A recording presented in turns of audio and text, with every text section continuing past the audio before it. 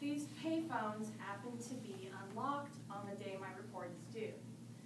So I actually had a quarter and was able to call my mom. At the same time, the assistant principal of my middle school came walking by and grabbed the phone from me because it was an inappropriate use of the payphone. That was probably my only negative remark on my discipline report in middle school, at least I hope. So these issues have been around ever since we've had even payphones for students to be able to use to call home. I got in trouble for an inappropriate usage. There are going to be times when,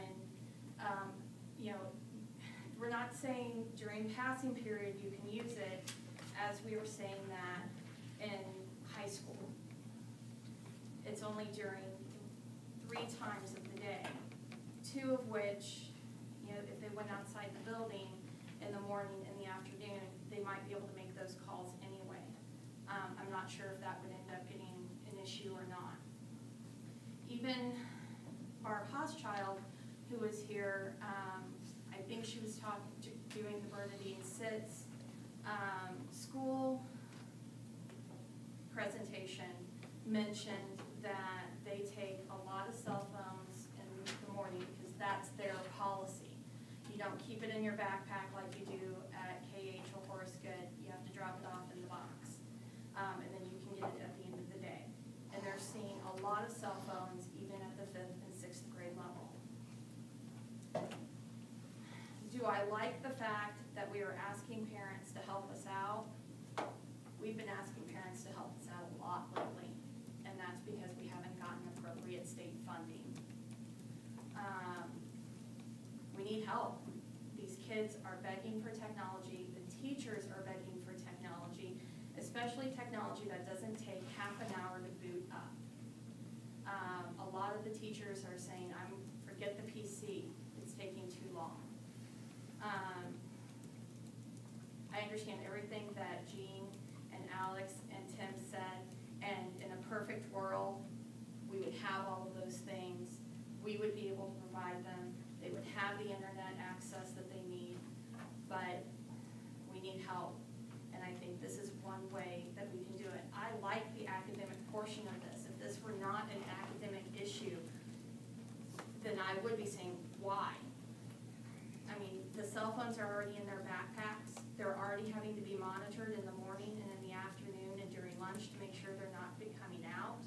And we've only had 2 issues at KH in the last year. I think they're being able to properly monitor those things as it is. In a perfect world, would I want this? No, but I think the teachers need help, and we are in a position to help give it to them. So with that, I will move to amend the handbooks previously approved by the Board of Education today, and allow for a 1-year pilot of the proposed cell phone policy. All right. I hope there's no more discussion because we have discussed this of one time down the other.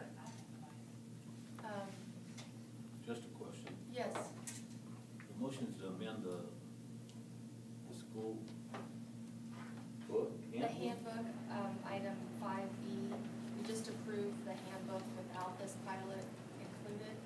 So if we approve this 1-year pilot program, we'll need to amend the already approved handbook to allow for this pilot to be added to the handbook. It was my understanding that we were just approving the cell phone policy pilot, and they were waiting for us to approve that No, we already- so that they could print. No, we already approved the handbook as without it. We approved that in the consent agenda. So we approved the handbook without this pilot. So what Laura's saying is that she wants it amended to add the pilot for 1 year. So the parents and Gotcha. students know the rules.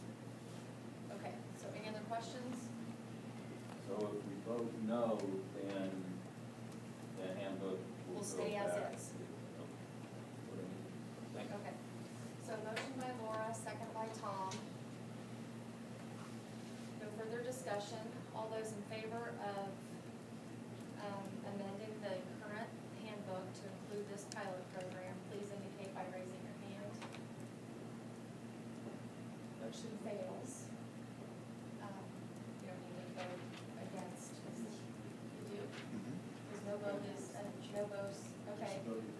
All those in favor are against the motion. And you're abstaining? No, I wasn't. Oh, you did, I didn't see it, okay. All right. Motion gets. Can I just say thank you to the principals for bringing this Yes. to us? I know that we've been huge supporters of anything that comes forward that's teacher-driven, and there was, we didn't know how this vote was gonna turn out, and I really liked the discussion and the thoughts, and maybe we can tighten this up after hearing what all the comments are from us. I'm hoping that this doesn't have a chilling effect with the teachers, but they need to know that there's a process, and that hopefully, if we're all on board, great, but I'm hoping that they don't stop coming to us with things.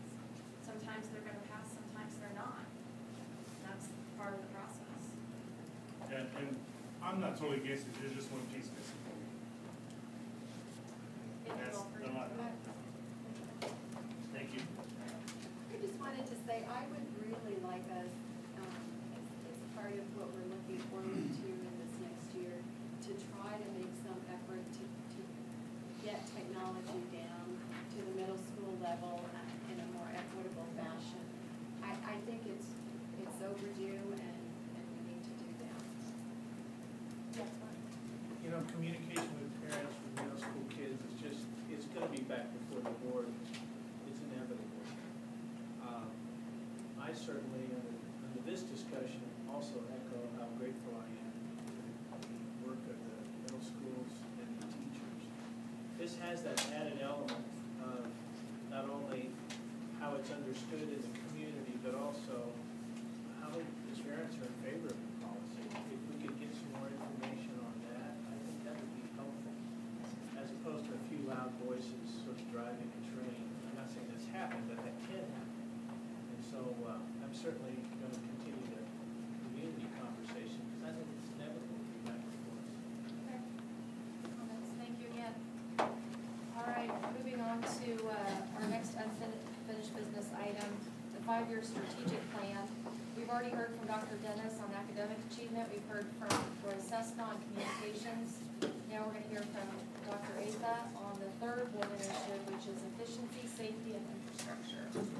Yeah, and as you recall, in reference to Initiative 1 on academic achievement, we only had one area that we did not make progress, and that was in reference to the professional learning communities. That certainly will be something that will be focused for us this year as we move forward. In reference to communication and collaboration, sub-goal 5.1, we did not make progress on this area of developing a system to evaluate parent involvement in our schools, and we will make progress on this goal as well this coming year. In reference to the last initiative, which is efficiency, safety, and infrastructure, I'm not going to go over every sub-goal, but I do want to emphasize some of these sub-goals, and Dr. Carlin will emphasize one in reference to teacher evaluation, and he also emphasized the 2 or 3 sub-goals on technology. First, in reference to safety, this district has developed a crisis plan several years ago, and we constantly evaluate and reevaluate that crisis plan. This year being no exception, and we test the crisis plan in all 18 of our schools. We also have, in reference to sub-goal 6.3, we have a wonderful relationship with the Garden City Police Department, Finney County Sheriff's Department, and we work together to try to implement the very best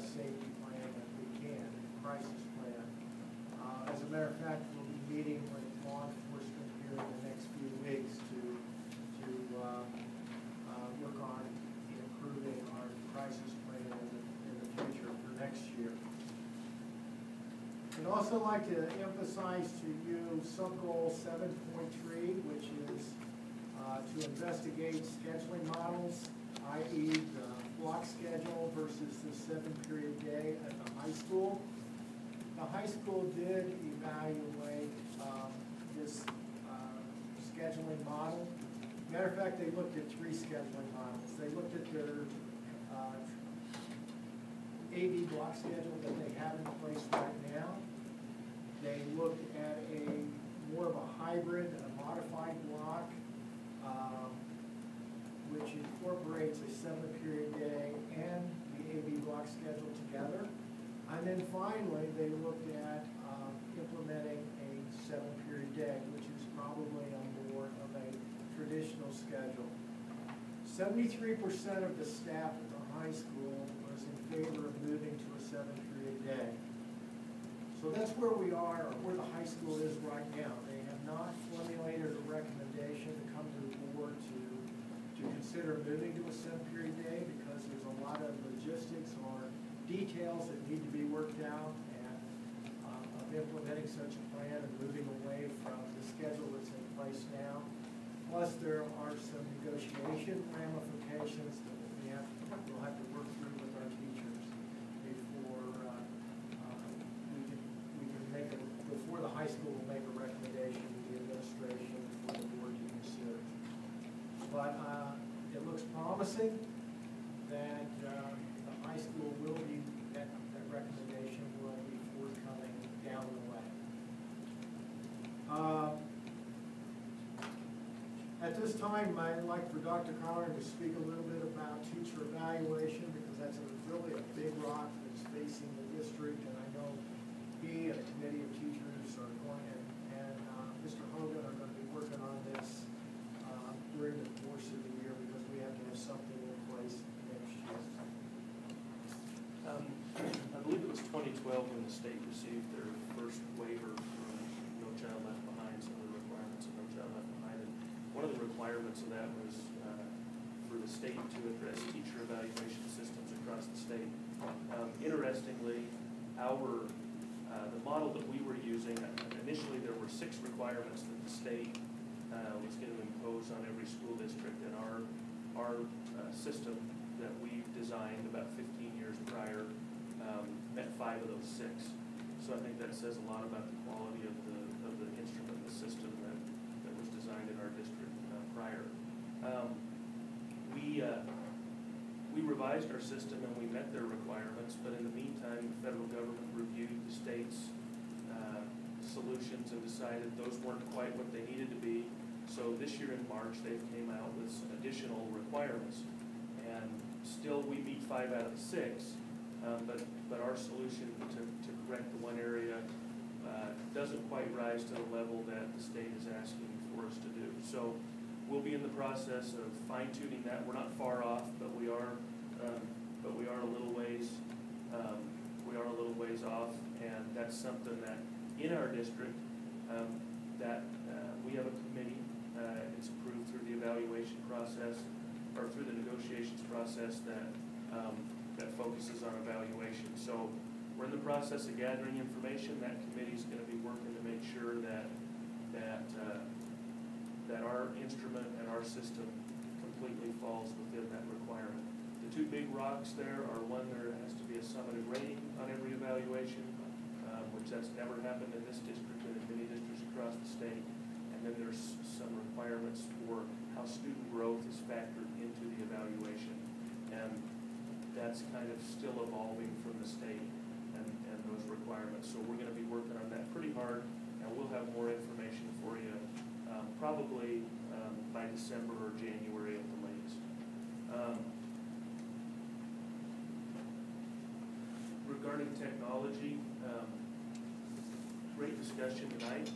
I think one thing that maybe was pretty universal from everybody was that technology's here. It's just a matter of how we best utilize technology with kids, and what the district role is to get that technology in their hands and make sure it's being used appropriately. Our technology folks do a phenomenal job of keeping us where the systems that we have can meet those needs and do those things. Now, it's not gonna be perfect for everybody. We're not on the bleeding edge, nor do we want to be, but our infrastructure supports the things we're able to do in this district because of our technology infrastructure are really amazing. And that doesn't happen without a lot of work behind the scenes, and that's what a couple of these goals relate to. We've updated our internet bandwidth this year. Their plan is to update it again for next year because their data is showing that the utilization, and that's a good thing, the utilization is we need more bandwidth in order to meet the needs of our students and our staff. Another area that we're seeing a change in is how we do our email system. The way we've been doing our email system up to this point, we've hosted our own system. And the demands, the needs for space for people to have stuff in their email boxes has really basically exceeded what our system will allow us to do. So now, I think this summer we're moving to a system where our email will be hosted by Microsoft, and that will allow us to provide more capacity for all of our staff members. And if you've worked in the school district, it's really frustrating when your email box is full and you get the message saying you can't use your email until you clean out your email box. Well, we can't have mailboxes bigger than what we have storage to support.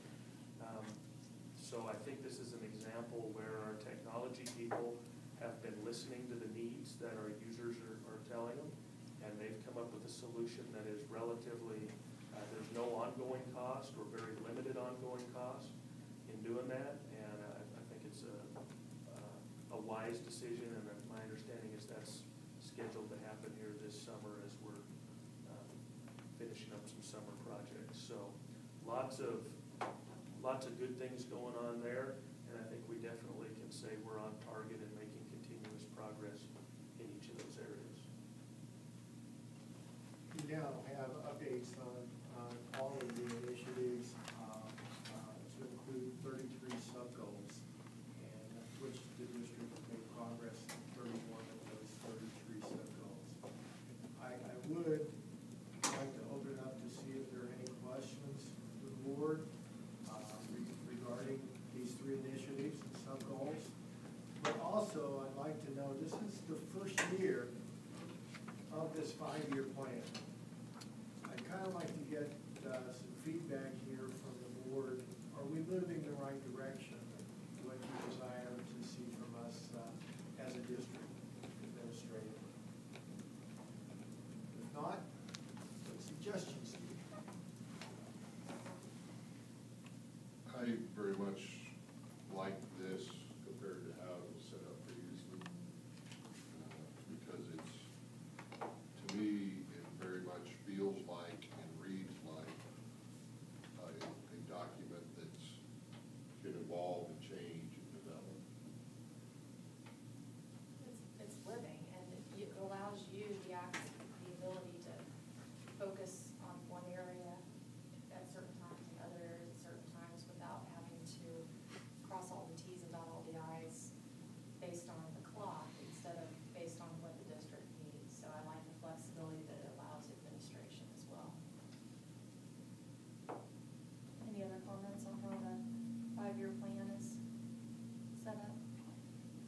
I would just like to say, I agree. I think it is a lot more flexible because, for example, with looking at middle school technology, that really fits into the 8.1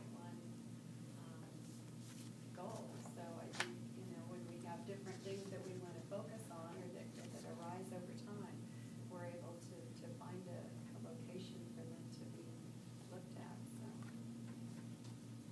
Yeah, I think it's a great resource for me to look back over the last 6 months or 9 months for the year and see where we're at from there to now and see the progress.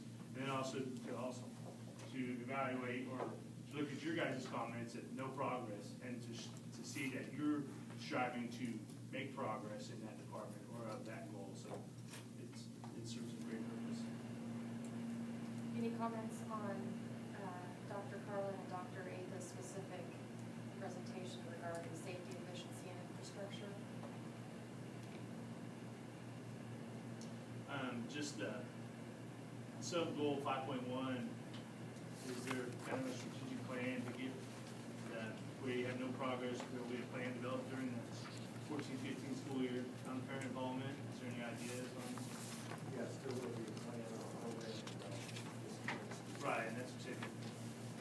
How? Is there any ideas you're working on, or? Well, there's some ideas that we have, I'm not sure exactly what direction we're gonna go there yet, so. But what is- I'm anxious for, PLCs to go to the next level as far as allowing the opportunity for more collaboration, more, peer relationships to develop so that we can, because I think that that's gonna be pivotal in becoming a model district. I just don't see us going to the next level without developing that piece. So I'm anxious for that to happen. I know that, the calendar is a huge part of that. I know that everybody's aware of that. But I would really like to see, planning time, which we already have built in the system, the way it is. If we would get planning time to, that we could allow for collaboration time and PLC time across the district. Just an opinion I have. That would be a major component, one of the major components of the administrative retreat. Good. That's what it is. Yes. I just had one more comment on 6.4. I now having that goal, which is allowing for the use of the school facilities by community organizations. I think that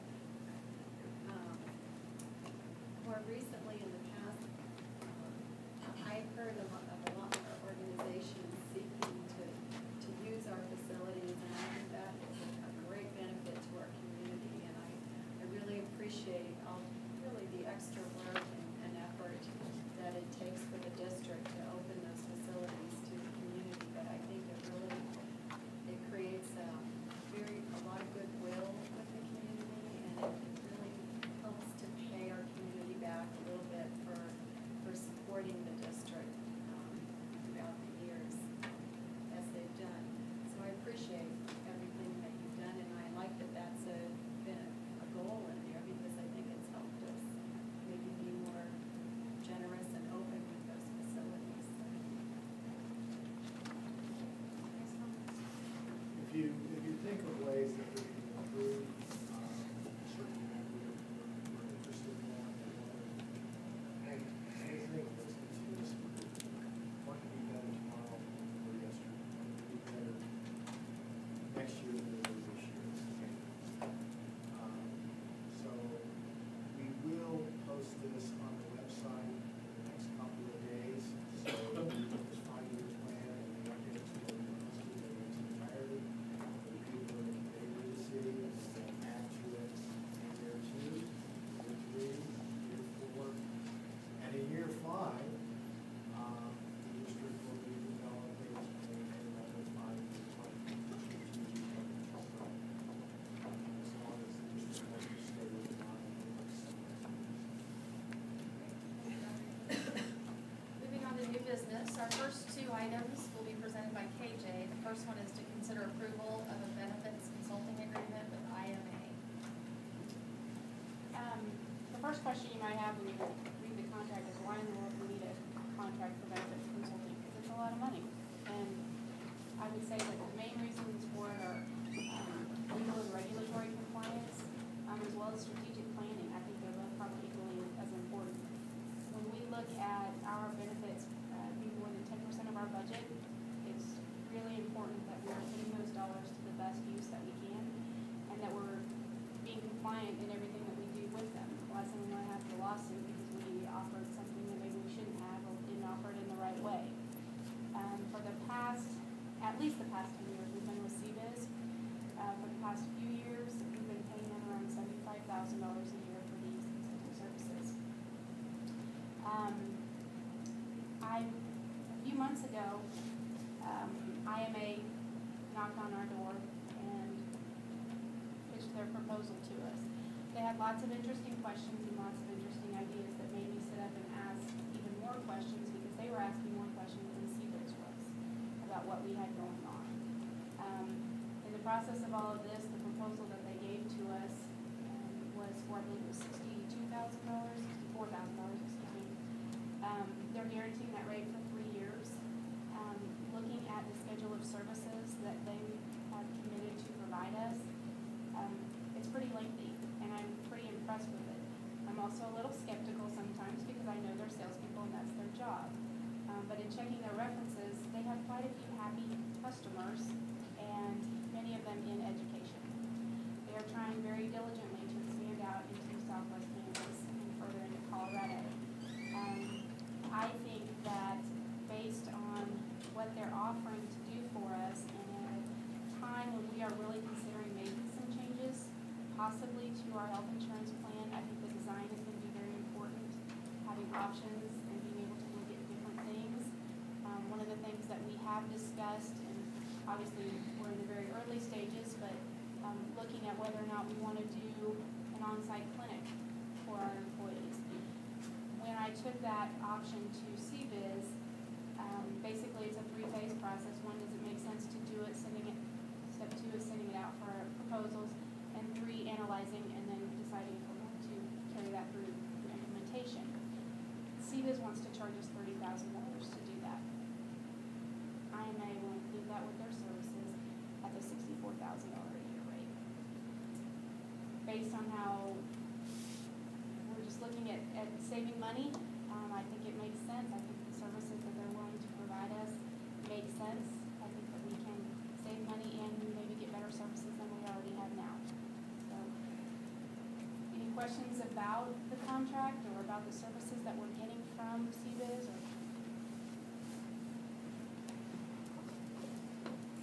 Smart move, good business move. It looks like it has potential to add some other advantages to our employees, so absolutely. makes sense. If there are any questions, I would recommend that you approve the contract that was provided by IMA. I think it's a win-win for the district. Madam President, I make a motion we approve the IMA contract as presented. Motion by Tom, second by Alex. All those, any other discussion, excuse me? 3 years, 3 years. 3 years, guaranteed for 3 years. Oh, I thought it was a one-year trial. It's a 1-year contract with the rates guaranteed for 3 years. Okay, So so- if we decide at the end of the year, we're not happy with them, we can always do something Okay. different. If we decide we want to continue, the rate will be the same. Okay, great. Okay, any other discussion or questions? All those in favor, signal by raising your hand. Motion carries. Thank you, KJ.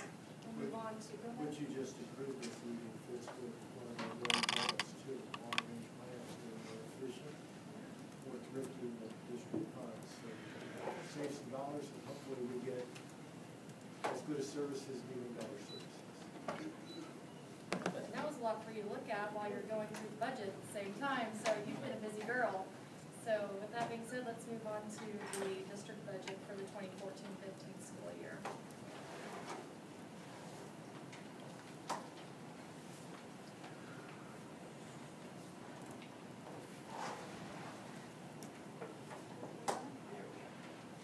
Okay, well, y'all have your pretty binders, and you'll note they're nice and red this year. Alex, didn't even put that together. Now it's harsh on my eyes. Okay, well, does it make you feel better if I tell you that we recycled them from program budgeting? Yes. Okay, then that's why we're using them. That's why she won't keep her name back.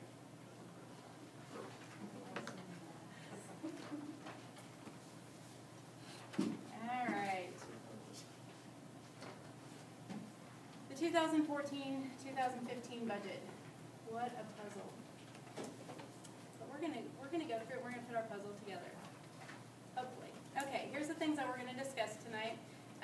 Some of these things we've discussed previously. Obviously, there's gonna be some changes to the general fund and the supplemental general fund due to all the legislation changes that we've had, plus things we've had going on in our district. We're gonna look at those changes and how they affected the budget for the current year. We're gonna look at our enrollment and how it stacks up to previous years. We're gonna look at the assessed valuation from the county. We're gonna look at any changes that we need to look at making in the mill levy, and then the budget timeline.